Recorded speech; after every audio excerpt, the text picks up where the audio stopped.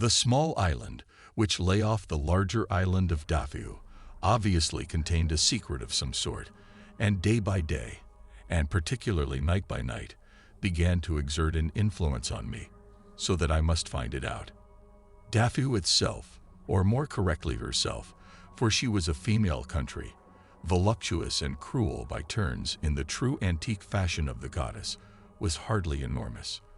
A couple of roads, a tangle of sheep tracks, a precarious, escalating village, rocks and hillsides thatched by blistered grass, all of which overhung an extraordinary sea, unlike any sea which I have encountered elsewhere in Greece. Water which might be mistaken for blueness from a distance, but which, from the harbor or the multitude of caves and coves that undermined the island, revealed itself a clear and succulent green, like milky lines or the bottled glass of certain spirits. On my first morning, having come on to the natural terrace, the only recommendation of the hovel-like accommodation, to look over this strange green ocean, I saw the smaller island, lying like a little boat of land moored just wide of Dafu's 3 hills. The day was clear, the water frilled with white where it hit the fangs in the interstices below the terrace. About the smaller island, barely a ruffle showed. It seemed to glide up from the sea, smooth as mirror. The little island was verdant also. Unlike Dafu's limited stands of stone pine, cypress, and cedar, the smaller sister was clouded by a still, lambent haze of foliage that looked to be woods. Visions of groves, springs, a ruined temple, a statue of Pan playing the panpipes forever in some glade, where only yesterday, it might seem, a thin column of aromatic smoke had gone up. These images were enough, fancifully, to draw me into inquiries about how the small island might be reached, and when my inquiries met first with a polite bevy of excuses, next with a refusal, last with a blank wall of silence, as if whoever I mentioned the little island to had gone temporarily deaf or mad, I became, of course, insatiable to get to it, to find out what odd superstitious thing kept these people away. Naturally, the Dathui were not friendly to me at any time beyond the false friendship one anticipates extended to a man of another nationality and clime, who can be relied on to pay his bills, perhaps allow himself to be overcharged, even made a downright monkey of in order to preserve goodwill. In the normal run of things, I could have had anything I wanted in exchange for a pack of local lies, a broad local smile, and a broader local price. That I could not get to the little island puzzled me. I tried money, and I tried barter. I even, in a reckless moment, probably knowing I would not succeed, offered Pitos, one of the younger fishermen, the gold and onyx ring he coveted. My sister had made it for me, the faithful copy of an intaglio belonging to the house of Borgia, no less. Generally, Pitos could not pass the time of day with me without mentioning the ring, adding something in the nature of, "If ever you want a great service, any great service, I will do it for that ring." I half believe he would have stolen or murdered for it, certainly shared the bed with me. But he would not, apparently, even for the Borgia ring, take me to the little island. "You think too much of foolish things," he said to me. "For a big writer, that is not good." I ignored the humorous aspect of big, equally inappropriate in the sense of height, girth, or fame. Pitos's English was fine, and when he slipped into mild inaccuracies, it was likely to be a decoy. "You're wrong, Pitos. That island has a story in it somewhere. I take a bet on it." "No fish today," said Pitos. "Why you think that is?" I refrained from inventively telling him I had seen giant swordfish leaping from the shallows by the smaller island. I found I was prowling Dafu, but only on the one side, the side where I would get a view, or views, of her sister. I would climb down into the welter of coves and smashed emerald water to look across at her. I would climb up and stand, leaning on the sun-blasted walls of a crumbling church, and look at the small island. At night, crouched over a bottle of wine, a scatter of manuscript, moths falling like rain in the oil lamp, my stare stayed fixed on the small island, which, as the moon came up, would seem turned to silver or to some older metal, Nemean metal perhaps, sloughed from the moon herself. Curiosity accounts for much of this, and contrasuggestiveness. But the influence I presently began to feel that I cannot account for exactly. Maybe it was only the writer's desire to fantasize rather than to work. But each time I reached for the manuscript, I would experience a sort of distraction, a sort of calling, uncanny, poignant, like nostalgia, though for a place I had never visited. I am very bad at recollecting my dreams, but one or twice, just before sunrise, I had a suspicion I had dreamed of the island, of walking there, hearing its inner waters, the leaves brushing my hands and face. 2 weeks went by, and precious little had been done in the line of work. And I had come to Dafu with the sole intention of working. The year before, I had accomplished so much in a month of similar islands, or had they been similar, that I had looked for results of some magnitude. In all of 14 days, I must have squeezed out 2,000 words, and most of those dreary enough that the only covers they would ever get between would be those of the trash can. And yet it was not that I could not produce work. It was that I knew, with blind and damnable certainty, that the work I needed to be doing sprang from that spoonful of island. The first day of the 3rd week, I had been swimming in the calm stretch of sea west of the harbor and had emerged to sun myself and smoke on the parched hot shore. Presently Pitos appeared, having scented my cigarettes. Surgical and government health warnings have not yet penetrated to spots like Dafu, where filtered tobacco continues to symbolize Hollywood or some other amorphous anachronistic surrealism, still hankered after and long vanished from the real world beyond. Once Pitos had acquired his cigarette, he sprawled down on the dry grass, grinned, indicated the Borgia ring, and mentioned a beautiful cousin of his, whether male or female I cannot be sure. After this had been cleared out of the way, I said to him, "You know how the currents run. I was thinking of a slightly more adventurous swim, but I'd like your advice." Pitos glanced at me warily. I had had the plan as I lazed in the velvet water. Pitos was already starting to guess it. Currents are very dangerous, not to be trusted except by harbor. How about between Dafu and the other island? It can't be more than a quarter mile. The sea looks smooth enough once you break away from the shoreline here. "No," said Pitos.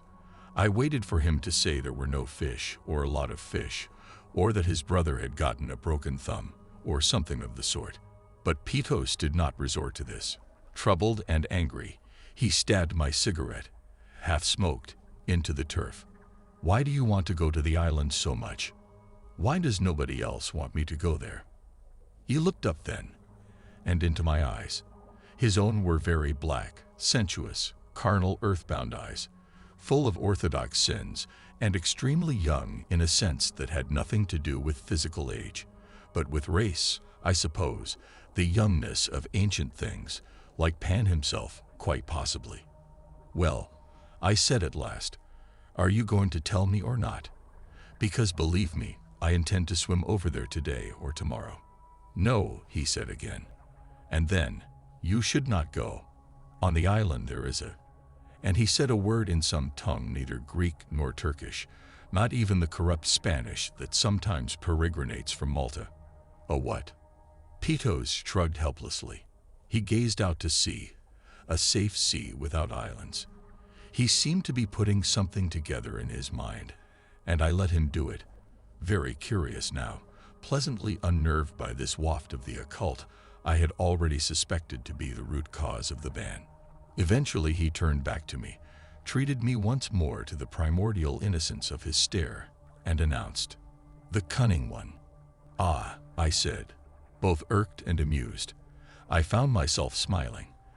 At this, Pitos's face grew savage with pure rage, an expression I had never witnessed before. The facade kept for foreigners had well and truly come down. "Pitos," I said, "I don't understand."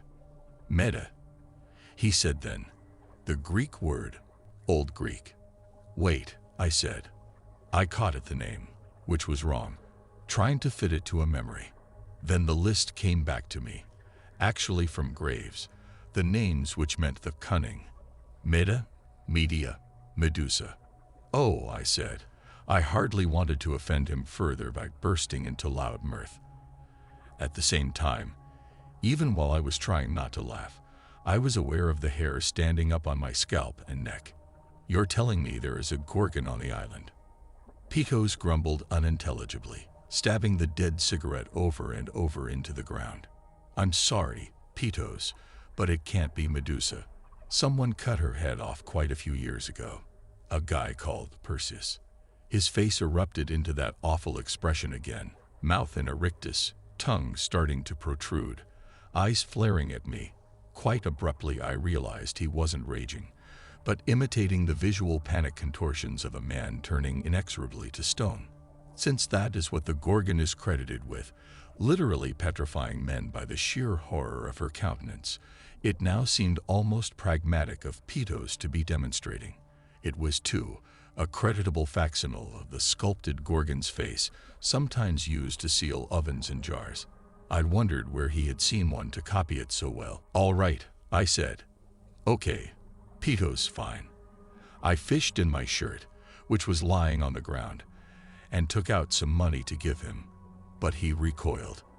"I'm sorry," I said. "I don't think it merits the ring. Unless you'd care to row me over there after all." The boy rose. He looked at me with utter contempt, and without another word, before striding off up the shore.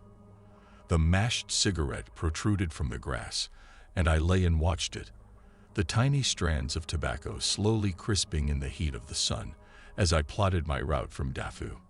Dawn seemed an amiable hour, no one in particular about on that side of the island, the water chill but flushing quickly with warmth as the sun reached over it, and the tide in the right place to navigate the rocks.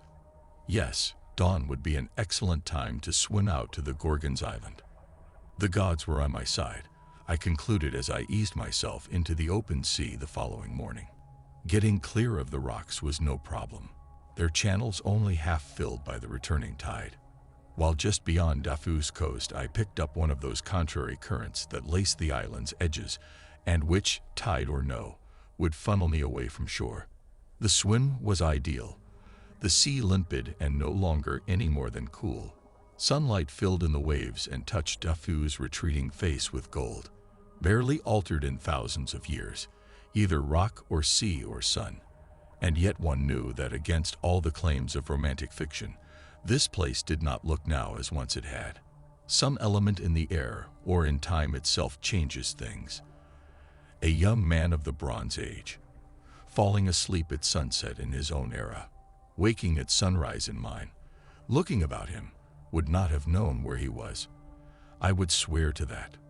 Such thoughts I had leisure for in my facile swim across to the wooded island moored off Dafu.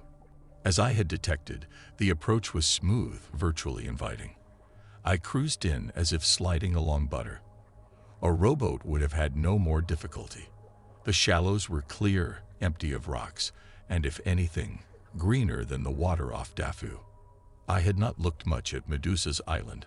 I had begun jokingly to call it this, as I crossed, knowing I would have all the space on my arrival. So I found myself wading in on a seamless beach of rare glycerine sand, and looking up, saw the mass of trees spilling from the sky.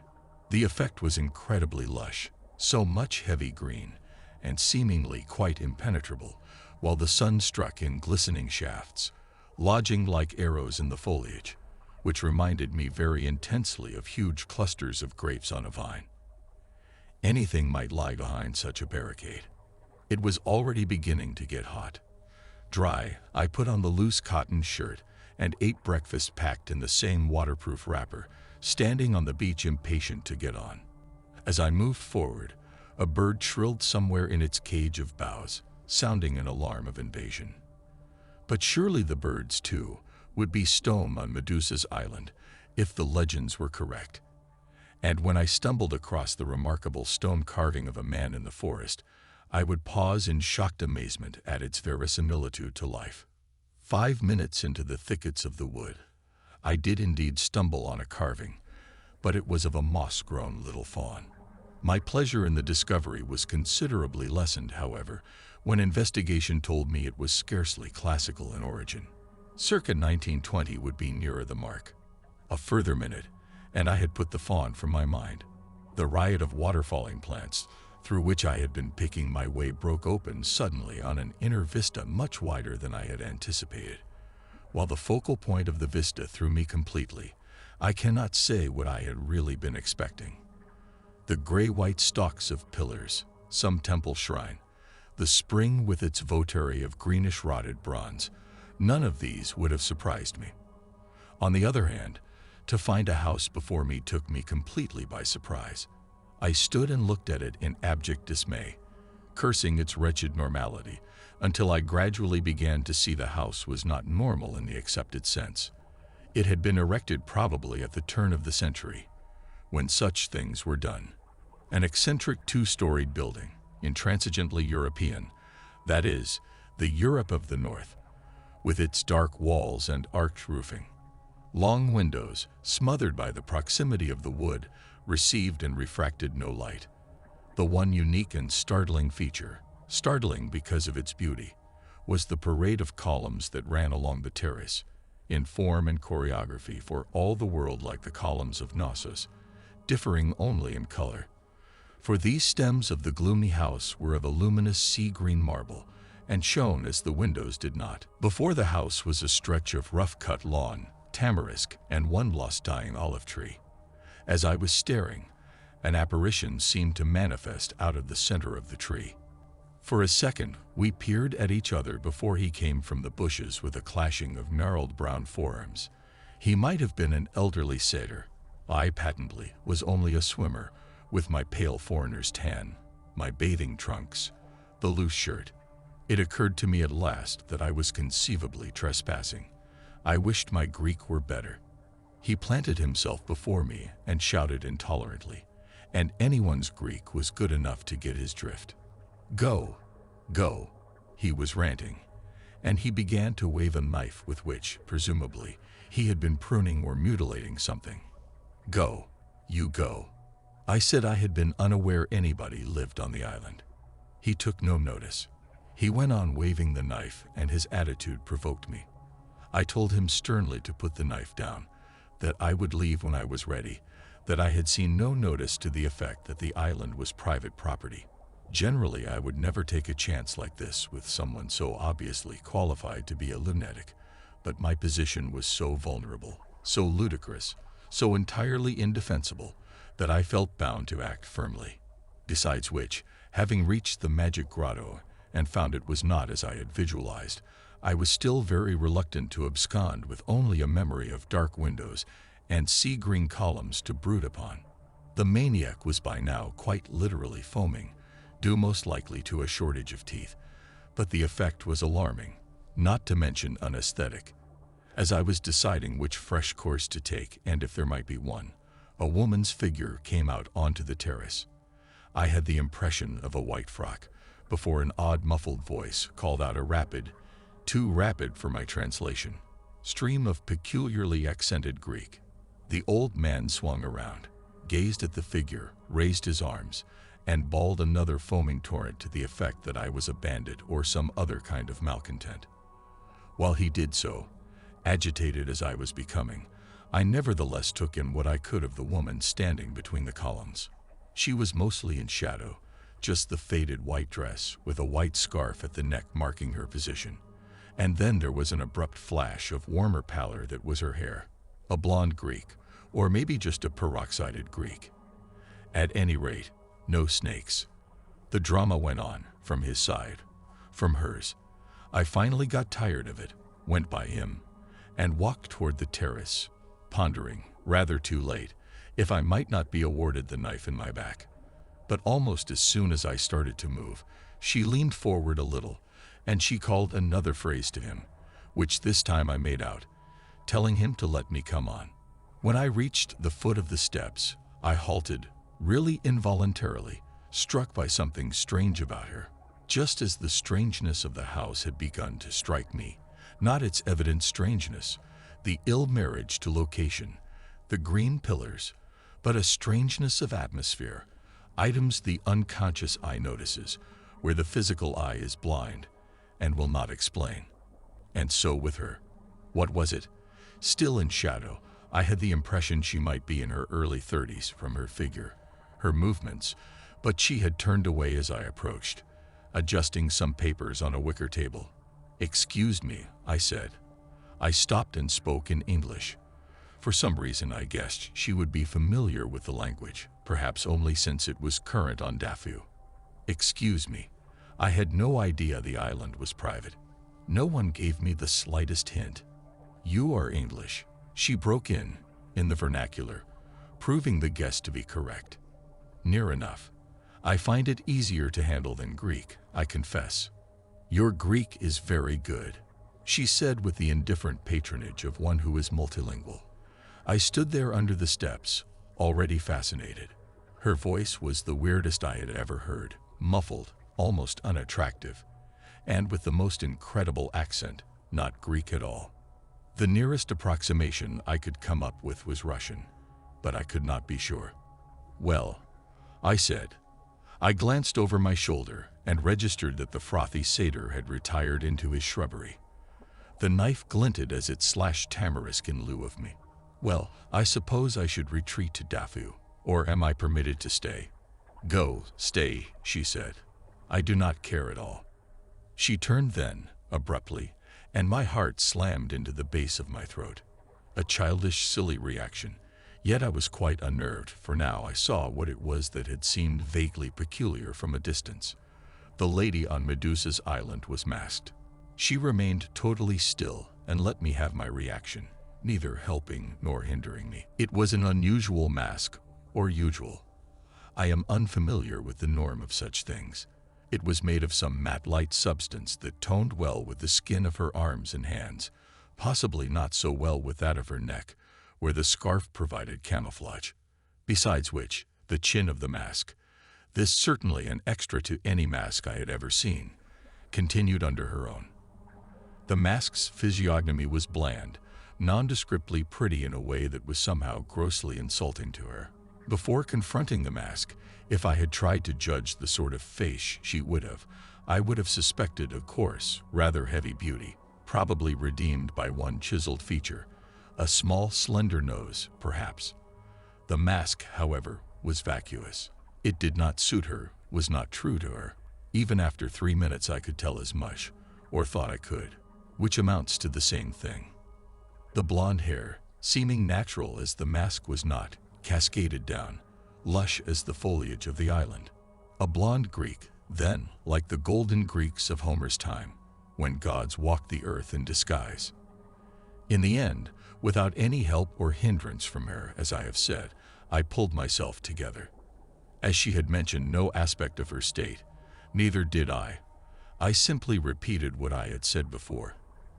"Am I permitted to stay?" The mask went on looking at me. The astonishing voice said, "You wish to stay so much. What do you mean to do here?" "Talk to you, oblique lady, and wonder what lies behind the painted veil. Look at the island, if you'll let me. I found the statue of a faun near the beach." Elaboration implied I should lie. "Someone told me there was an old shrine here." "Ah," she barked. It was apparently a laugh. "No one," she said, "told you anything about this place." I was at a loss. Did she know what was said? Frankly, then, I romantically hoped there might be. Unromantically, there is not. No shrine, no temple. My father bought the faun in a shop in Athens. A tourist shop. He had vulgar tastes, but he knew it, and that has a certain charm, does it not? "Yes, I suppose it does." "Your father." She cut me short again. "The woods cover all the island, except for an area behind the house. We grow things there, and we keep goats and chickens. We are very domesticated, very sufficient for ourselves. There is a spring of fresh water, but no votary, no genius loci. I am so sorry to dash your dreams to pieces." It suggested itself to me, from her tone of amusement, from little inflections that were coming and going in her shoulders now, that she might be enjoying this, enjoying, if you like, putting me down as an idiot. Presumably visitors were rare. Perhaps it was even fun for her to talk to a man, youngish and unknown. though admittedly never likely to qualify for anyone's centerfold. "But you have no objections to my being here," I pursued. "And your father?" "My parents are dead," she informed me. When I employed the plural, I referred to him. She gestured with a broad sweep of her hand to the monster on the lawn. "And a woman who attends to the house. My servants, my unpaid servants. I have no money anymore. Do you see this dress? It is my mother's dress. How lucky I am the same fitting as my mother, do you not think?" Yes, I was put in mind, suddenly, of myself as an ambassador at the court of some notorious female potentate, Cleopatra, say, or Catherine de' Medici. "You are very polite," she said, as if telepathically privy to my fantasies. "I have every reason to be." "What reason?" "I'm trespassing. You treat me like a guest." "And how?" she said, vainglorious all at once. "Do you rate my English?" "It's wonderful. I speak 11 languages fluently," she said with offhanded boastfulness. 3 more I can read very well. I liked her. This display, touching and magnificent at once, her angular theatrical gesturing, which now came more and more often, her hair, her flat-waisted figure in its 1940s dress, her large, well-made hands, and her challenging me with the mask, saying nothing to explain it. All this hypnotized me. I said something to express admiration, and she barked again, throwing back her blonde head and irresistibly, though only for a moment, conjuring Garbo's Queen Christina. Then she walked down the steps straight to me, demonstrating something else I had deduced, that she was only about an inch shorter than I. "I," she said, "will show you the island." Come, she showed me the island. Unsurprisingly, it was small. To go directly around it would maybe have taken less than 30 minutes, but we lingered over a particular tree, a view, and once we sat down on the ground near the gushing milk-white spring. The basin under the spring, she informed me, had been added in 1910. A little bronze nymph presided over the spot, dating from the same year, which you could tell in any case from the way her classical costume and her filleted hair had been adapted to the fashions of hobble skirt and Edwardian coiffure. Each age imposes its own overlay on the past. Behind the house was a scatter of the meager white dwellings that make up such places as the village on Dafu, now plainly unoccupied and put to other uses. Sheltered from the sun by a colossal cypress, 6 goats played about in the grass. Chickens and an assortment of other fowl strutted up and down, while a pig or pigs grunted somewhere out of sight. Things grew in strips and patches, and fruit trees and vines ended the miniature plantation before the woods resumed. Self-sufficiency of a tolerable kind, I supposed. But there seemed, from what she said, no contact maintained with any other area, as if the world did not exist. Postulate that a blight or harsh weather intervened. What then? And the old satyr, how long would he last to tend the plots? He looked 200 now, which on the islands probably meant 60. I did not ask her what contingency plans she had for these emergencies and inevitabilities. What good, after all, are most plans? We could be invaded from Andromeda tomorrow, and what help for us all then? Either it is in your nature to survive, somehow, anyhow, or it is not. She had well and truly hooked me, of course. If I had met her in Athens, some sun-baked afternoon, I would have felt decidedly out of my depth, taken her for cocktails, and foundered before we had even reached the dinner hour. But here, in this pulsing green bubble of light, and leaves straight out of one's most irrational visions of the glades of Arcadia, conversation, however erratic, communication, however eccentric, was happening. The most inexplicable thing of all was that the mask had ceased almost immediately to bother me. I cannot, as I look back, properly account for this, for to spend a morning, a noon, an afternoon, allowing yourself to become fundamentally engaged by a woman whose face you have not seen, whose face you are actively being prevented from seeing, seems now incongruous to the point of perversity. But there it is. We discussed Ibsen, Dickens, Euripides, and Jung. I remembered trawling anecdotes of a grandfather, mentioned my sister's jewelry store in Street Lewis, listened to an astonishing description of wild birds flying in across a desert from a sea.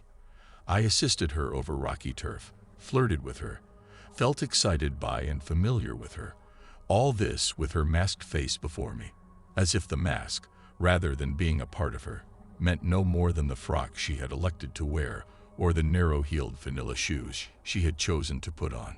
As if I knew her face totally and had no need to be shown it, the face of her movements and her ridiculous voice.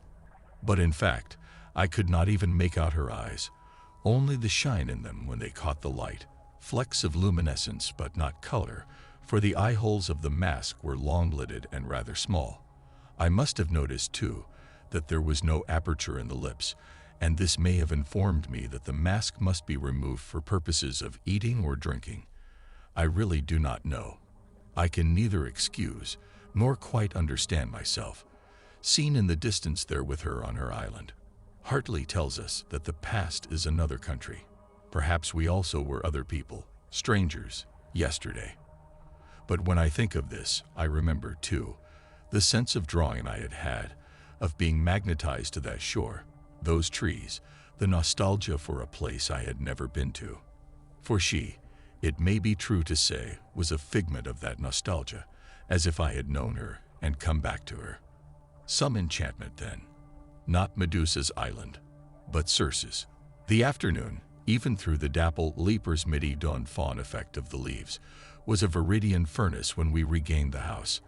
I sat in one of the wicker chairs on the terrace and woke with a start of embarrassment to hear her laughing at me. "You are tired and hungry. I must go into the house for a while. I will send Clea to you with some wine and food." It made a bleary sense, and when I woke again, it was to find an old fat woman in the ubiquitous Grecian island black, demonstrably Clea, setting down a tray of pale red wine, amber cheese, and dark bread. "Where is?" I realized I did not know the enchantress's name. In any event, the woman only shook her head, saying brusquely in Greek, "No English, no English." And when I attempted to ask again in Greek where my hostess had gone, Clea waddled away, leaving me unanswered. So I ate the food, which was passable, and drank the wine, which was very good, imagining her fawn-buying father putting down an enormous patrician cellar, then fell asleep again, sprawled in the chair. When I awoke, the sun was setting, and the clearing was swimming in red light and rusty violet shadows. The columns burned as if they were internally on fire, holding the core of the sunset, it appeared, some while after the sky had cooled, and the stars became visible, a trick of architectural positioning that won my awe and envy. I was making a mental note to ask her who had been responsible for the columns, and jumped when she spoke to me, softly and hoarsely, almost seductively, from just behind my chair, thereby promptly making me forget to ask any such thing. "Come into the house now. We will dine soon." I got up, saying something lame about imposing on her, though we were far beyond that stage. "Always," she said to me, "you apologize. There is no imposition. You will be gone tomorrow." "How do you know?" I nearly inquired, but prevented myself. What guarantee? Even if the magic food did not change me into a swine, perhaps my poisoned dead body would be carried from the feast and cast into the sea, gone, well and truly, to Poseidon's fishes. You see, I did not trust her, even though I was somewhat in love with her. The element of her danger, for she was dangerous in some obscure way, may well have contributed to her attraction. We went into the house, which in itself alerted me. I had forgotten the great curiosity I had had to look inside it. There was a shadowy, unlit entrance hall, a sort of Roman atrium of a thing. Then we passed, she leading, into a small salon that took my breath away. It was lined all over, floor, ceiling, walls, with the sea-green marble the columns were made of. Whether in good taste or bad I am not qualified to say, but the effect, instantaneous and utter, was of being beneath the sea. Smoky oil lamps of a very beautiful Art Nouveau design hung from the profundity of the green ceiling, lighting the dreamlike swirls and oceanic variations of the marble, so they seemed to breathe, definitely to move, like nothing else but waves. Shoes on that floor would have squeaked or clattered unbearably, but I was barefoot, and so now was she. A mahogany table with a modest placing for 8 stood centrally. Only one place was laid. I looked at it, and she said, "I do not dine, but that will not prevent you." An order. I considered vampires idly, but mainly I was subject to an infantile annoyance.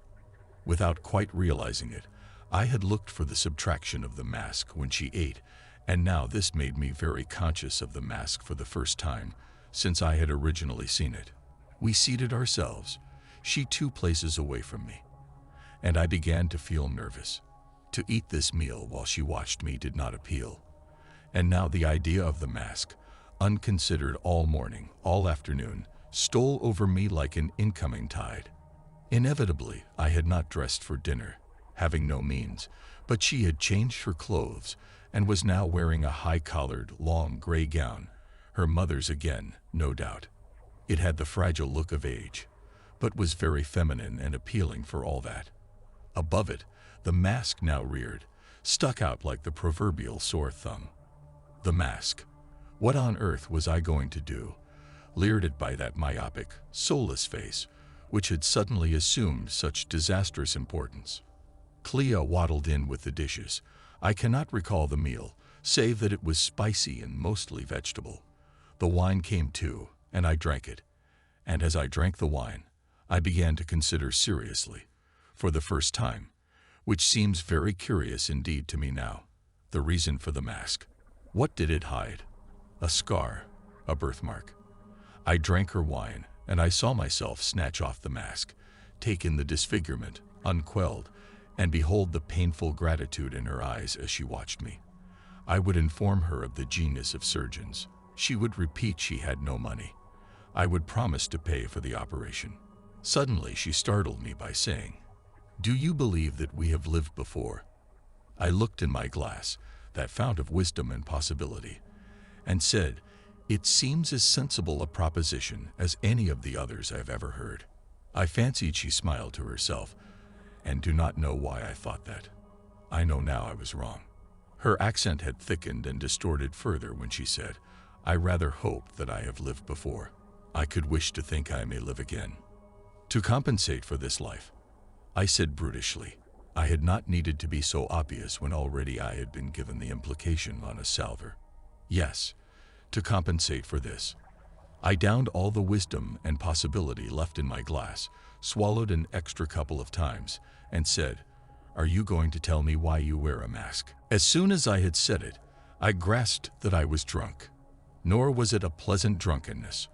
I did not like the demanding tone I had taken with her, but I was angry at having allowed the game to go on for so long.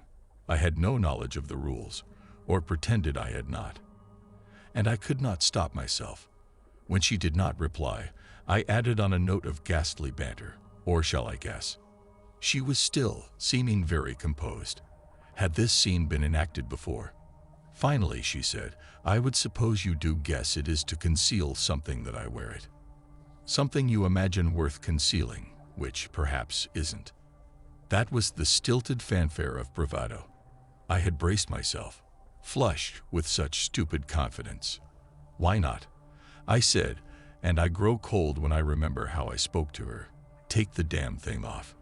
Take off the mask and drink a glass of wine with me." A pause. Then, "No," she said. Her voice was level and calm. There was neither eagerness nor fear in it. "Go on," I said, the drunk not getting his way, aware, oh God, he could get it by the power of his intention alone. "Please. You're an astounding woman. You're like this island. A fascinating mystery. But I've seen the island. Let me see you." "No," she said. I started to feel, even through the wine, that I had made an indecent suggestion to her. And this, along with the awful cliches I was bringing out, increased my anger and my discomfort. "For heaven's sake," I said, "do you know what they call you on Dafu?" "Yes." "This is absurd. You're frightened." "No, I am not afraid." Afraid. Afraid to let me see. But maybe I can help you. No, you cannot help me. How can you be sure? She turned in her chair, and all the way to face me with the mask. Behind her, everywhere about her, the green marble dazzled. If you know, she said, what I am called on Dafu, are you not uneasy as to what you may see? Jesus, mythology and superstition and ignorance. I assure you, I won't turn to stone. It is I, she said quietly, who have done that.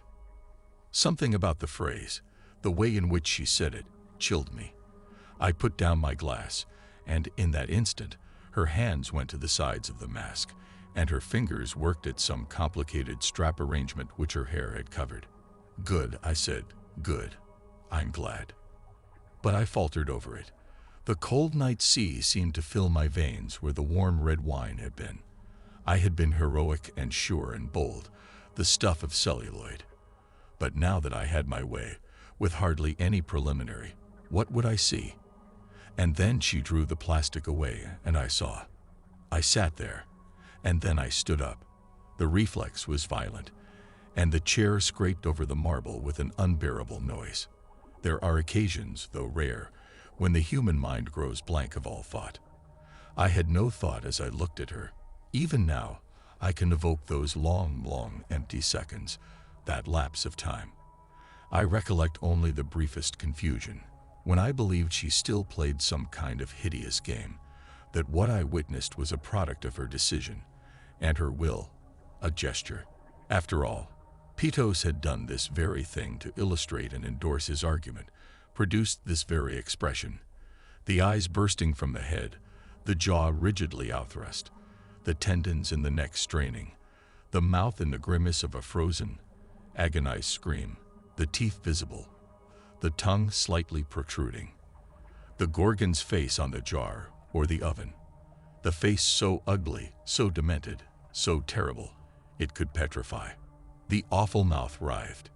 You have seen, she said. Somehow the stretched and distorted lips brought out these words. There was even that nuance of humor I had heard before, the smile, although physically a smile would have been out of the question. You have seen. She picked up the mask again, gently, and put it on, easing the underpart of the plastic beneath her chin to hide the convulsed tendons in her throat. I stood there, motionless. Childishly, I informed myself that now I comprehended the reason for her peculiar accent, which was caused, not by some exotic foreign extraction, but by the atrocious malformation of jaw, tongue, and lips, which somehow must be fought against for every sound she made. I went on standing there, and now the mask was back in place. When I was very young, she said, I suffered, without warning, from a form of fit or stroke. Various nerve centers were paralyzed. My father took me to the very best of surgeons. You may comfort yourself with that. Unfortunately, any effort to correct the damage entailed a penetration of my brain, so uncompromisingly delicate that it was reckoned impossible, for it would surely render me an idiot. Since my senses, faculties, and intelligence were otherwise unaffected, it was decided not to risk this dire surgery, and my doctors resorted instead to alternative therapies, which, patently, were unsuccessful. As the months passed, my body adjusted to the unnatural physical tensions resulting from my facial paralysis. The pain of the rictus faded or grew acceptable. I learned both how to eat and how to converse, although the former activity is not attractive, and I attend to it in private. The mask was made for me in Athens. I am quite fond of it. The man who designed it had worked a great many years in the theater and could have made me a face of enormous beauty or character, but this seemed pointless, even wasteful. There was a silence, and I realized her explanation was finished.